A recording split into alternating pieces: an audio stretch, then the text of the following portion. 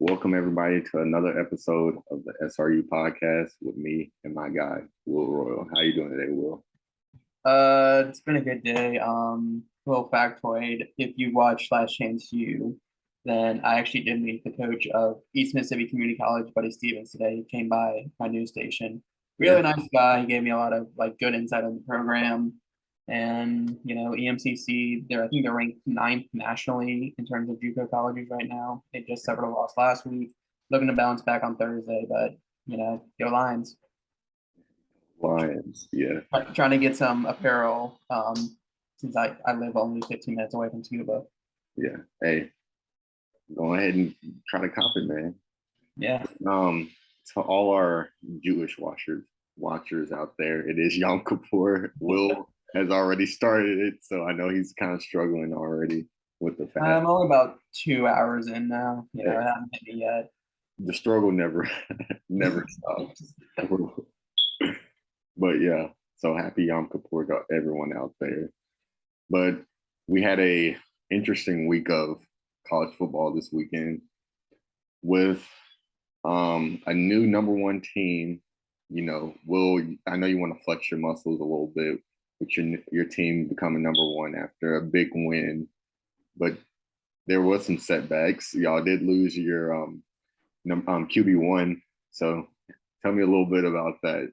Tell me about the polls this week. Honestly, I thought we were saving this when we were going to talk about that game, and you have your little rant. But yeah, Alabama's number one again because we put up 23 points on a ranked team. Meanwhile, their former number one overall team, Georgia, struggled with unranked Missouri. I think they won by 7 or something. It was a close game. And I think that was enough for the 8 people to decide that, maybe Georgia is beatable because they struggled with Kent State, they struggled with Missouri, they have Auburn this weekend. They're still, even though they're 29.5-point favorites, we'll talk about week 6 games on the next episode. But yeah, I think Alabama on top again kind of does put a target on our back. We do have A&M coming up. It's not the A&M we're used, like we expected, especially with 2 losses. But personally, I think if any team should have been, I think Georgia should have dropped a little bit further down because of their struggles. I think Ohio State would have been too, but that's just my opinion. Really, you really think Georgia should have dropped past 2? I think just slightly. I think Ohio State is a better team. You can argue with the all you want, but Ohio State's been a more dominant team so far this season. I know it's early. It's only been 5 games. There's still a lot to be played, and Ohio State has the Big Ten East, which is probably the best conference, the best division in terms of college football this year. Yeah. And because they have Michigan, who is number 14. So that's just my opinion. Take it or leave it. I don't know.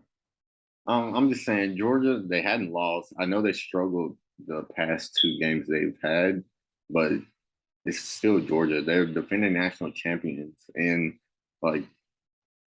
they'll be fine once the SEC championship comes or once their biggest game comes, which is when do they play Tennessee or Kentucky?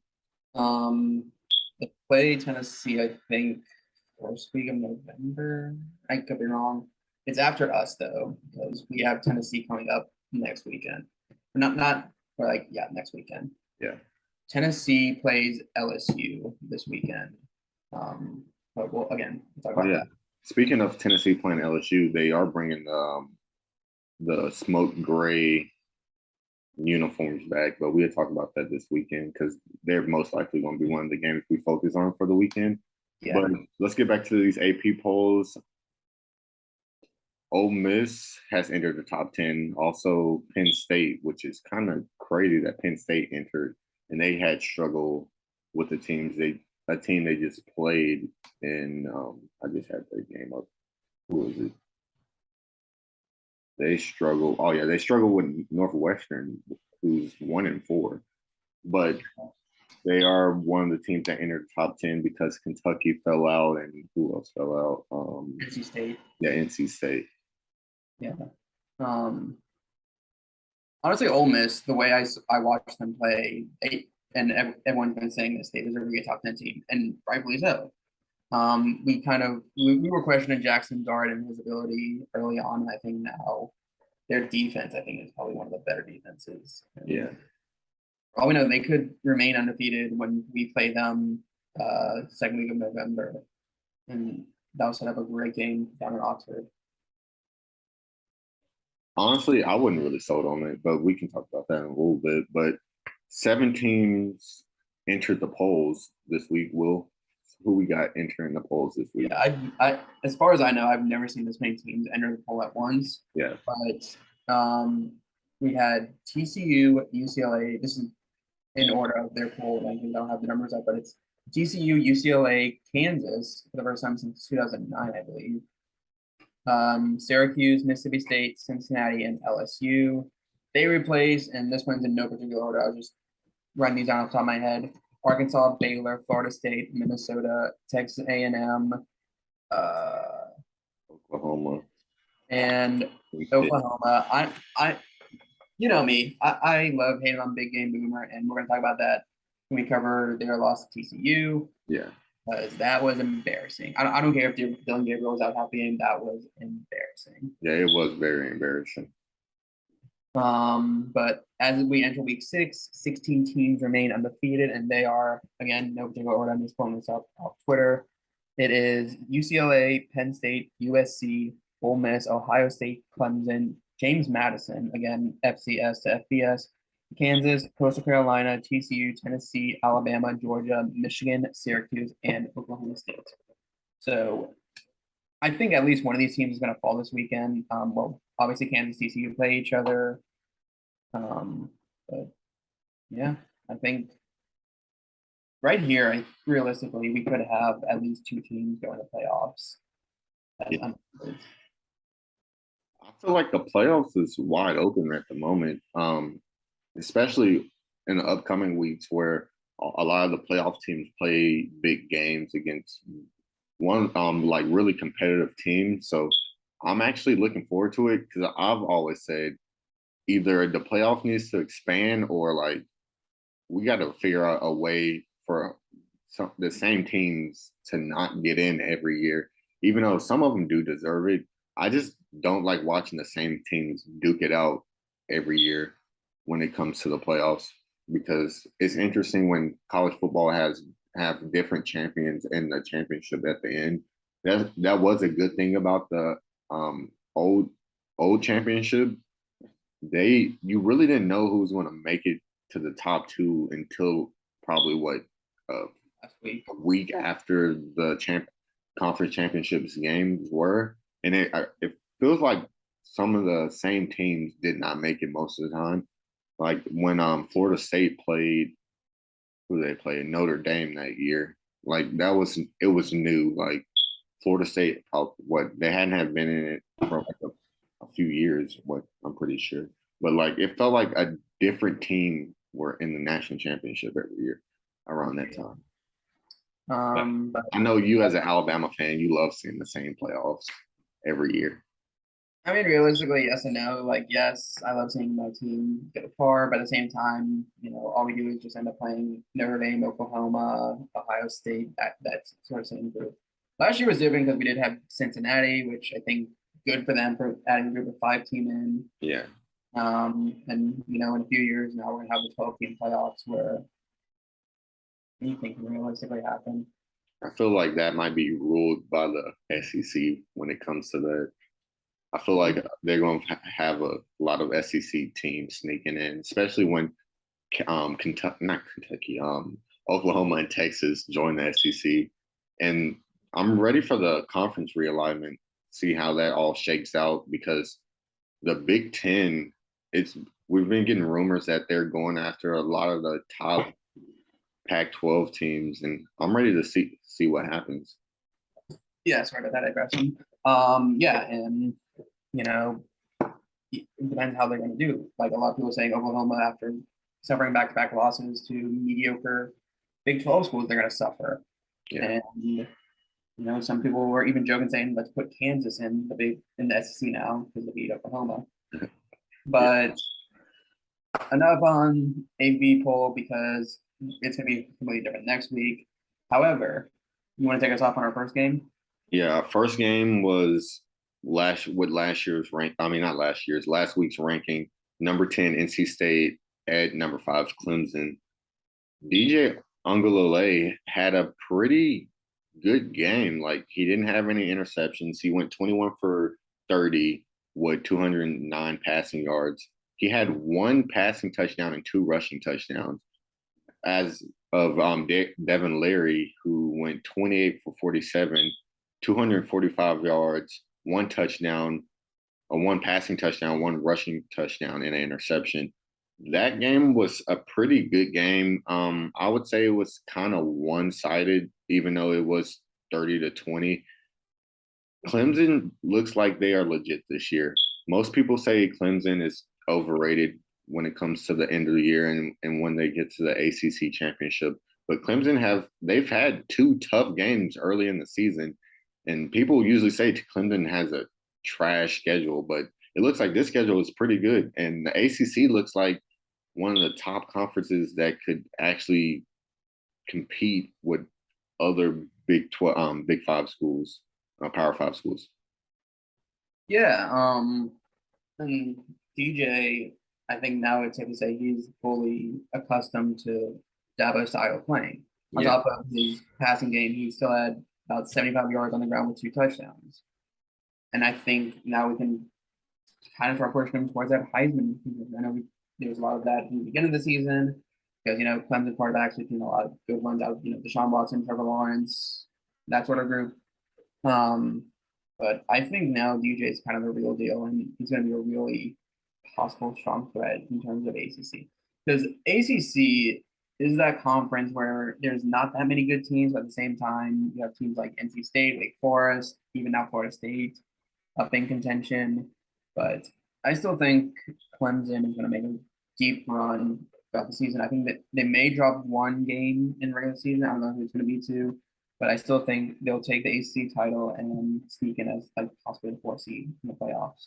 This is we're in week 5, finish week 5 in the middle of going into week 6. Anything can happen, but I think we can kind of bookmark Clemson as a team that will make the playoffs, yeah.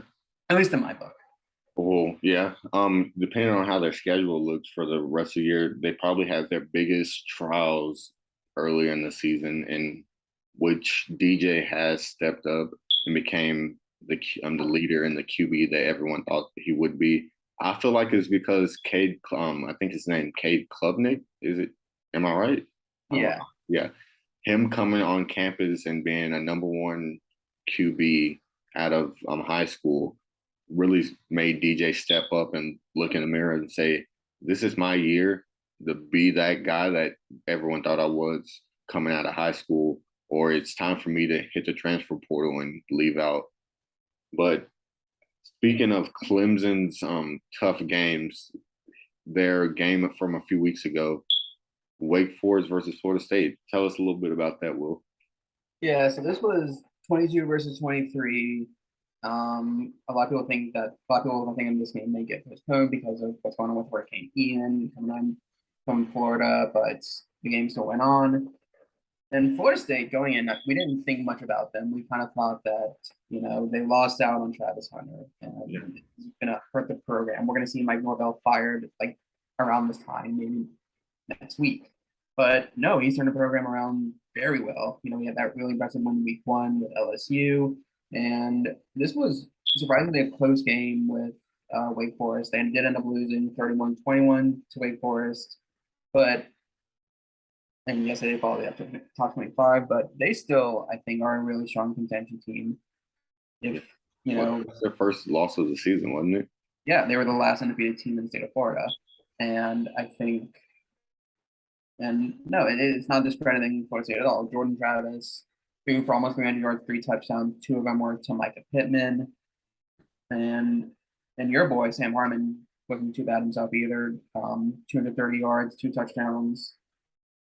But this was a really good game, honestly. Like, I mean, did I watch most of it because it was the same time as Alabama, Arkansas? No, not really. I was kind of keeping up with it through my phone. But I think Florida State, because they still have to play Clemson later on in the season, they're going to probably be Clemson's biggest threat in terms of winning the ACC, or at least winning the ACC Coastal, Yeah. or whatever division there. I don't really know the divisions in the ACC, but um, yeah, I think. But Wake, no discredit to Wake Forest. They still did a good job. I think they're 15 now in the AP poll. You know, with their one loss being a close game to Clemson. So either way, both these teams I think are in good situations going forward. I think I can see both of them dropping maybe one or two more games, and I can possibly see whichever one doesn't win the ACC, or at least it's not Clemson. I think will be in a good position to be a New Year's Six Bowl, Yeah. which I think would be Orange Bowl this year for them because yeah, playoffs are Fiesta and Peach this year, so they would be in Orange Bowl. Yeah. I feel like Florida State first loss, they'll be in the top 25 soon. Um, I still want to see more from them when it comes to big games, and I feel like the Clemson game is going to be a turning point where we say Florida State is that team that can compete in the ACC and go back to the old Florida State when Jimbo Fisher was there when they were good. Mm-hmm. So I'm really looking forward to see how they play the rest of the year. I'm trying to pull up their schedule, but my computer's acting slow. But and I wouldn't count Wake Forest out. They've been ranked for what 3 weeks now, something like that.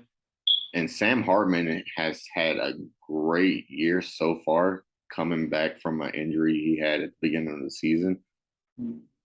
I would still have him as a dark horse Heisman if he finished the year off strong. Him winning it, don't think it's going to happen because they've already lost 2 games. And I don't think Wake Forest is a program where he can win the Heisman unless they had like upsetted Clemson and won this game. Then you would be like, hey, Sam Hartman, he's doing something special down there in Wake Forest. He could definitely be a Heisman candidate, how like Lamar Jackson was. Lamar Jackson was not at a football school at all and won it. What in 2000? What was that? 16? Yeah. Was 16? Yeah, I'm pretty sure it was 16. Yeah. And he surprised the entire world, like his abilities running and passing the ball. So if Sam Hartman had a team and a coach like how Lamar Jackson had Bobby Petrino, he probably could win the Heisman, but honestly, I don't think he will just because their program is not invested in football or sports in general. They've had like great basketball teams and stuff like that, and great Hall of Fame basketball players come out of Wake Forest, but I don't see Wake Forest as a sports school when I hear the name Wake Forest. But let's go Yeah. on. Oh well, yeah, you can go. Well, No. I was just gonna say, like, yeah, I agree. Like Wake Forest, at least with us growing up, they were more of that early 2000s basketball program, putting out the likes of Tim Duncan and Chris Paul. yeah, They're not really known for football, and honestly, I wouldn't have been surprised long ago if they would have left the ACC for the Big East because of they're more of a basketball program. The Big East is not really a football conference, but again, that was just younger me now, and now I think like this is the right step in the right direction that Wake Forest wants to go with their athletics. yeah. So next we have number 9 Oklahoma State versus number 16 Baylor, which was a good game. I have the score mixed up on there. Oklahoma State did win 36-25. Spencer Sanders had a great game when it comes to a big in conference match, especially a ranked in conference match. He went 20 for 29, 181 yards, 1 passing touchdown, 1 rushing touchdown, and an interception. As Blake Shapen went 28 for 40, 345 passing yards or yards in general, with 200, I mean, not 200, 2 touchdowns and 2 interceptions. If you look at the stats with those yards, you would say Blake Shapen definitely won that match, but that's not the case. Spencer Sanders and the Oklahoma State Cowboys did win that game. I'm pretty sure that game was during the Arkansas game, so I didn't watch it. So most of the games, I'm going to be honest with y'all, the games that were during the Arkansas game, I did not watch. Probably even really care about because it was a big game for Arkansas and we didn't end up winning. So my rest of the day was kind of, shaky. But Oklahoma State is looking like they could definitely win the Big 12. Them and TCU are not the only, them, Yes. TCU and Kansas are the only undefeated teams in the Big 12, if I'm not mistaken. So when we did our Big 12 preview at the beginning of the season, we did not expect this to happen. We had Oklahoma up there. Who else did we have up there? Texas. Yeah, well, you had Texas. I didn't think Texas was that. I think we also had Baylor up there as well because they're the reigning Big 12 champions. But yeah, like I'll give you the credit because you picked Oklahoma State. I picked Baylor. I thought Baylor would absolutely truck them, and it was having to be the other way around. But Oklahoma State, they were coming off a bye week, so they had more time to prepare. And this is a Baylor team that lost to a ranked BYU team earlier in the season. They now have Oklahoma. I mean, they're not going to make the playoffs at this point, but Yeah. like you said, Big 12 is wide open, and I think Oklahoma, this is their best chance of ever. But yeah, because actually, I did see this tweet today, and because the overlooking Oklahoma State, I think now has to end. And I'm gonna throw this fact at you. Since 2010, Texas A&M, like a regional rival with them, they were in the beginning of that time. They were in the same conference, but still Texas Oklahoma region. They've had one 10-win season in that time span. Oklahoma State has had seven. Jesus. Yeah, and I think now it's time to say like, okay, it's time to take Mike Gundy and his team serious. Yeah. And I think this game was kind of like that. This is our time moment. Do And you they get overlooked because of their rivalry with Oklahoma. Like Oklahoma has a much bigger gap, and that's gonna be sad when that rivalry ends in a few years. But oh, this is hard to do without water. I'm sorry, man. I'm sorry. uh, I should have caught you um, yesterday. but Baylor, I think, is still a good team. They were one of the top teams to receive votes outside of the top 25. Like you said, you had Bailey Chapin throw two touchdowns. Both of them were to Monterey Baldwin, his top receiver. But I'm not going to rule Baylor out completely. I think they're going to make their way back in the top 25, especially because at least one of these teams are going to fall out. Yeah. Kudos to Oklahoma State. I think, they have, I mean, obviously they're not the last undefeated team left in the conference. They still have TCU and Kansas, both of which play each other this weekend. So obviously one of them's not going to be undefeated by the time we do a recap next week. But I think Oklahoma, are they going to make the playoffs? It's so hard to say. I But wouldn't count them out. I wouldn't count them out. I wouldn't count them out either. I think they could make that push for, the 4 team or possibly even, 3 team, depending on how these other big name schools do. But I think it's time to stop overlooking Oklahoma State, start taking them seriously, and they're the better team in Oklahoma right now. Do you think Oklahoma State will sneak in and become a SEC school? Not this realignment, but in the future. I don't think so. I think this is the last big realignment we're going to see for a good while. I like to see. Honestly, I think I'm gonna give you my prediction for the TCU Kansas game just because I want to say this. I think I can see TCU versus Oklahoma State in the Big 12 championship. I TCU would, I looking would not good. count out on that. Yeah, But we're still about 2 months out from that anyway. So yeah. I'm gonna let you go for this next game. yeah, it's the other Big 12 game we talked about, and for our boy JP Johnson, Yeah. we were proud of you for this one. Oklahoma, we are going back-to-back weeks on smoking the big game boomer pack. This is for a candle, mom. This is not for drugs. Um, but TCU just obliterated Oklahoma in Fort Worth this week. Yes, they didn't have Dylan Gabriel for half the game. He got knocked out. But Dylan Gabriel wasn't that bad. He still threw for about 126 yards. But Max Duggan came in 300 yards, 3 touchdowns, and as far as we got our first look at General Booty, which you can boast about because he goes to Allen, Yeah, he or was. he went to Allen. Um, and also, I'm throwing this out a big game boomer. He literally is the biggest. I can't say the word on here. This is the family channel. Yeah. Um, but he did post about TCU's student section being bad, and then on his official list, posted them as one of the best student sections. And this man is delusional enough to think that Oklahoma can beat Michigan still after back-to-back losses. No, they can definitely. Absolutely. I'm I don't gonna think get on that F Big Boomer train just because he said Arkansas student section was one of the worst. Did you? Well, I know you watched the game. We they had were. the we had the fourth highest attendance in school history, and the only reason that it's not the highest attendance is because the attendance used to be counted by estimate, but now it's counted by how many tickets were scanned.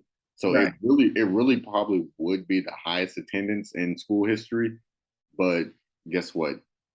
We can't change the past and how they did that. But that is a disgrace. First of all, the Arkansas Stadium was packed. I know you saw that, and most people thought that Arkansas fans would leave after halftime. Guess what? They stayed. They didn't leave until like the fourth quarter when it was like, yeah, Arkansas. It was out of Yeah, reach. Yeah. Um, but we can get back to that later. yeah. Um, Yeah. We finished our weekly big game boomer bashing. yeah, Stay tuned for next week when Oklahoma inevitably loses to Texas, and we can just roast them more. But TCU, as a team, we kind of expected to be middle of the pack. I'm probably reiterating myself from last week. A middle of the pack team, barely skating by as a 6-16, maybe even 5-7. They're now 5-0, and kudos to Sonny Dykes. This is a team that was in dire need of a fresh start. They came in, they plucked him out from nearby Dallas and dropped him in the middle of Fort Worth, and he's done a really good job. And this upcoming game against Kansas is going to be a real good test. That's where game day is going to be, and I'm excited to see what TCU has to offer. And yeah, this is us finally taking JP serious too. yeah. I wish the game day was in Fort Worth because I would go to it this weekend.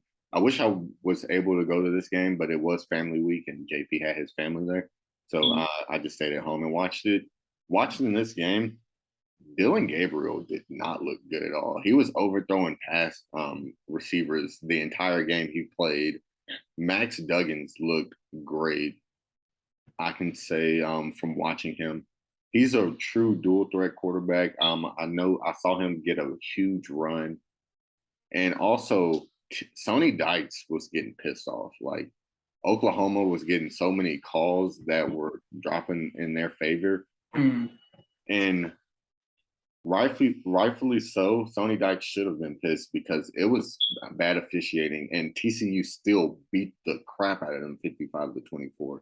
So I'm gonna applaud TCU that I have claimed them as my DFW team, and I got permission from the TCU Horned Frog himself, JP. Go Frogs! Uh, but yeah, that it was a great game, and I watched most of it before preparing for the Arkansas Alabama game. So I'm actually glad TCU won. I mean, F big game boomer. Yeah. Um, let's go All to right. the next game. We move on from the Big 12 to our familiar territory, the SEC, and we had two games we picked last week. And you want to take us off on our first one? Yeah. So number 7 Kentucky lost in a fashion that I feel like Kentucky should have won to Oklahoma, number 14 Oklahoma, Ole Miss, not Oklahoma, my bad. Will Levis went 18 for 24, 220 yards, 2 touchdowns, and Jackson Dart went 15 for 29, 213 yards, 0 touchdowns, and an interception. Watching this game, I had this game on while I was watching the TCU Oklahoma game.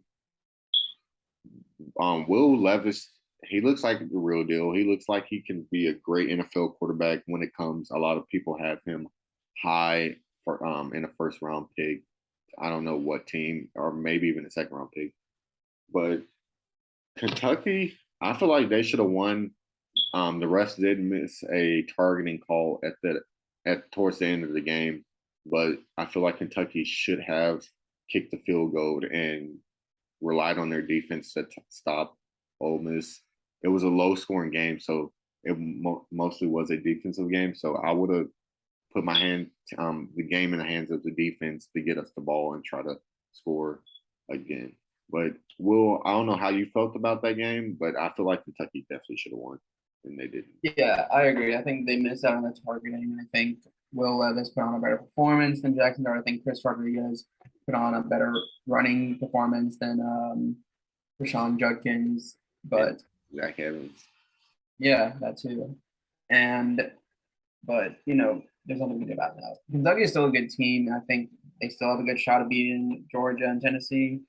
We saw them cross that bridge, but Ole Miss right now is sitting as the second best team in the SEC West, which a team Oh, going into the season thinking it'd be A&M or Arkansas as the second best team behind Alabama. It's now Ole Miss yeah. and Mississippi State and Mississippi State and Ole Miss and Mississippi State and LSU are not that far behind. Yeah. So I think that I mentioned this when we talked about Ole Miss being in the top 10. Ole Miss is kind of being a scary good team. Lane Kiffin is probably working his high power offense, but time will tell on what that. And I think for now, Ole Miss can celebrate this being back in the top 10. But for now, just who do they play next week? It may be off. Yeah, they either off or they play like Auburn or something. No, Auburn's playing Georgia. Oh, okay, my bad. But I don't have their schedule on me right now. But for the most part, Ole Miss kind of ran the table in this game. There was a slight chance of Kentucky comeback in the fourth quarter, but in the end, Ole Miss won, and it is what it is. Honestly, Ole Miss offense didn't even look like their strong suit. Their defense played really good, only holding Stoops to what was it? One second. But yeah, only holding Stoops to under 20 points. So Ole Miss looks like they have a good defense too. So I wouldn't count them out being one of the stronger SEC teams when it comes to all around play and even making a chance to win the SEC West. Don't think so, but we can see what's going to happen in the near future. Will, it's the game that we've all been waiting to talk about. I know you've been waiting to talk about it. Yeah, but it comes at a cost. Alabama did beat Arkansas pretty handily, 49-26. To give Arkansas even credit, like they came back within 4 by the end of the third quarter, and you were giving me a panic attack. Not gonna lie. But like I said, Bryce went out early in the second quarter with a shoulder injury, and we had Jalen Milroe come in. Who I think I've been calling him Jalen Hurts 2.0 after I saw him in spring training back in April. Some people are calling him Lamar Jackson 2.0. I saw that. So Bryce, but this isn't credit Bryce. In just one quarter, he still went 7 for 13, 173 yards and a touchdown. Although he did throw an interception on the first drive of the game. And then KJ Jefferson came in. He also got injured, but that was later in the game. But he still put up 155 yards and a touchdown. Mostly, but I think the main focus of this was the run game for both of them. You had transfer Jahmyr Gibbs come in 200 yards on the ground with 2 touchdowns, both of them over 70 yards. But again, not going to discredit Raheem Sanders, who still had 100 yards and a touchdown. But I think this was the game that basically solidified what we saw in Alabama was kind of a slow start. The Texas game was kind of, there's a lot of things I say about the Texas game, but whatever. Was it a kind of threw out this narrative of Bama can't do well on the road like we saw last year and early on this year. But I think that Alabama's back, and with A&M coming around the corner, I think this one's going to be, our statement of we are out for revenge. We want that national championship back. I don't blame you, man. But I know this game was hard for you, and obviously I'm not going to give you a hard time for it like I usually do, because there was a moment where y'all were close to coming back, like I said. But if you want to rant, here's your time. Um, so me in this game, I'm not mad like I was the Texas A&M game because no one really expected Arkansas to win this game. Yeah, People did think Alabama had a chance to get upset this game, but our defense has shown that we are probably the worst defense in the SEC and maybe even the nation. Um, the the onside kick to ourselves was, oh my gosh, that was I great. was I was I pissed was, off with bro, that. even I was surprised because Sam Pittman, he is the one of the most conservative coaches I've ever seen in my life. And starting off the second half doing something with balls like that is crazy. I did see a picture on Twitter. It was a pig with some huge balls, and they said Sam Pittman right now, and it was hilarious. Bryce Young getting injured. I actually was happy. I ain't gonna lie, I was kind of happy about that. I was kind of happy about that because I was like, hey, maybe we actually have a chance to win this game because what y'all started off a 14-0 lead We were with up 28, I think 28 nothing at one point. and it was 21-0. Then we scored a field goal, I'm pretty sure. But y'all did start off. Bryce Young was moving the ball easily. He gets injured. All, all I'm thinking is that Arkansas, all y'all have to do is stop the run, and we can win this game easily, or come back in this game and have it be a competitive game. And guess what? Jameer Gibbs just decides to pop off. I guess what that's the best rushing y'all had all year, isn't it? Yeah, because mostly with our my beloved offensive coordinator Bill O'Brien, it's mostly been in the air kind of offense. Where so much, even so, where our top receiver at one point was Jameer Gibbs, our running back. Yeah, I think now, like at least we kind of got the offensive line in a situation of okay, we can actually rely on the run game more. So I wish Jameer Gibbs saw that with Chase McCollum, and we'll see what happens with A&M. yeah. But this game, there was a lot of injuries. Y'all had most of them, honestly. But for us, we had KJ Jefferson get injured. I heard that Miles Fletcher is pretty banged up. He was getting burnt for the two touchdowns y'all did score, and you could see him kind of limping or like stop running to chase the receiver after he gets burnt, which is not like him. He's literally he was our second best safety, but now he's our first because Jalen Catalon's out for the entire year. So I don't think we're going to get him back this upcoming week, but hopefully he gets back soon. That game put me through so many emotions. I don't really want to talk about it anymore because I'm kind of getting a little sad right now. Yeah, with at least with Bryce, like he did come back in the second half in full pads, and I was thinking to myself, oh God, who let Miami's medical team come with us to Fayetteville? Yeah, But at least he didn't get any reps. We did see Jalen Milroe take over the second half, and I think he is going to make the start for A&M this weekend. Give Bryce that much needed rest because after A&M, we do have that all important game in Knoxville. And if Bryce isn't back for that, I might pick y'all to lose. Honestly, I'm not gonna lie to you.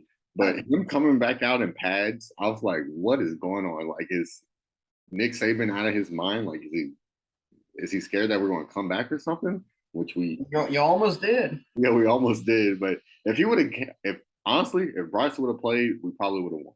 If he would have came back and played, we probably would have won because I don't think he would have played well because it looks like his shoulder was messed up. But he threw one throw when he got back in there and came out throwing his helmet on the ground, and you could tell that he was in pain, and he went in the medical tent. Um, yeah. But before you lose more of your mind on this game, we're going to do wrap it up with a quick fire of some upsets that we didn't talk about in our preview, but we did witness this weekend. First one up was Washington losing to UCLA, who's unranked at the time. They're now in the top 25. Do you think we can see more of UCLA this year, possibly contending for the Pac-12 South? Yeah, I definitely think they could contend. I can't wait till that rivalry game between UCLA and USC to see who's the team in LA. Who's it's LA blue or red? That's the real question. It's like Manchester. Yeah. Yeah. You know Manchester's blue. JP, After what I saw this weekend, yeah. yeah. JP would hate hate me for saying this, but Manchester's blue, JP. I'm sorry, man. I just got Yeah. all right, just gotta tell you the bad news. But yeah, I can see UCLA contending for the Pac-12 South. Honestly, I they need to up their attendance because their attendance in the Rose Bowl is pretty atrocious for having an undefeated team, a team that could technically, if they keep playing like they're playing, they could make it to the playoffs. Don't you think so? They're a Power Five team, and if they stay undefeated, why wouldn't they make it to the Oh playoffs? yeah, if they're undefeated, yeah, but this is also the same division as Utah and USC, so Yeah, a lot needs to happen. yeah, Another upset we saw was Minnesota losing to Purdue, and we were talking about this before we started recording. The Big Ten West is wide open. yeah. It's pretty bad. One coach got fired. We're going to talk about that in a little bit. Teams are losing left and right, losing the teams they shouldn't even lose to, and As as it honestly, stands, I was gonna say this as it stands, the Big Ten West leader is Northwestern. They are 1-4. yeah, yeah, I did see The that. one win was against Nebraska and Ireland in week 0. So that shows you how much it's bad. We were thinking it's going to come down to like Wisconsin or Iowa, maybe even Minnesota, but Yeah, no, it is wide open. And let's be real, whoever wins that is going to get blown out by Michigan, or Ohio State, or Penn State in the championship. yeah. Yeah, we did predict that. We're like whoever win between Ohio State and Michigan State at the end of the year is probably going to win the Big Ten. And now it's looking like it's definitely going to happen. You remember I had Purdue as a dark horse in the Big Ten, and they just hadn't showed up this year. So yeah, I don't know. Yeah, I am. But moving on to our upset in the ACC, Pitt falls out with Georgia Tech, their first game without Jeff Collins. You know, we all miss Jeff Collins. He was doing such a good job. I don't know why Georgia Tech fired him. Yeah, First game out, and they pull off the upset at Pitt. So was Jeff Collins the problem? it looks like it was. I think Georgia Tech's trying to try out for the SEC, join the SEC back again. And hey, this is a great win. I'm just joking. Will, bro, your face, Will. Will's like, what are you talking about, Bryce? But yeah. Hey, Georgia Tech, they look better than what they did, and you can't really go anywhere but up from what they've been showing us in the past week. Oh, not even the past week, the past years. 4 years. Like I said at the beginning of the season, Georgia Tech hadn't been good since like the 30s when they were winning national championships. Yeah. Speaking of the SEC, our last upset we're going to talk about Mississippi State knocking off Texas A&M. A&M no longer ranked. They went from being sixth best team in the country with the #1 recruiting class, everyone praising Jimbo, to, let's face it, they're overrated Yeah. and they're going to get killed by Alabama. Yeah. As my guy Trey Biddy said for Hog Sports on 24/7, I'm more pissed about us losing to Texas A&M last week, 2 weeks ago, than I am pissed at us losing to Alabama, because Texas A&M has shown the entire world that they are trash, overrated, and don't even deserve to be nowhere near the top 25. And Arkansas losing to them by a freaking field goal this makes me mad. We should only have one loss right now and still be ranked going into this Mississippi State game. And Mississippi State has shown that maybe Mike Leach he figured it out. He figured out a way to win in Mississippi State, stay there, and stay the coach. I remember at the beginning of the year, we were saying Mike Leach is on the hot seat this year. And I was talking to Jack, our friend Jack O'Connell. I'm not Jack O'Connell. Jack Hampton, my bad, Jack. He was like, "Yeah, Bryce, I 1000% agree with you. Mike Leach is on the hot seat this year." And I hadn't talked to him about it since, but I'm thinking that he's like Mike Leach. he might be a coach for us for the next what? I don't know how long his contract is, but next 5 years. Probably like another good 3, 4 years, maybe. Yeah. Speaking of coaches and contracts that no longer exist, we saw two Power Five coaches lose their jobs this weekend. One of them was kind of a shocker, seeing Wisconsin fire Paul Chris. Yeah, that was very shocking. He has a great record Yeah, with he's really Wisconsin. What they were in the Big Ten championship last year, weren't they? no. No, 2 years ago. Well, They were a regular though, and they like were a regular, and they were a good, 9-3 team for the most part. And seeing them off to a slow start, they did lose to Illinois and former Wisconsin coach Brett Bielema. yeah, Um, Arkansas coach. yeah, but that I have no hate for Brett Bielema though. He did help us when we were in a pretty shitty situation, and now that's Sam Pittman for us.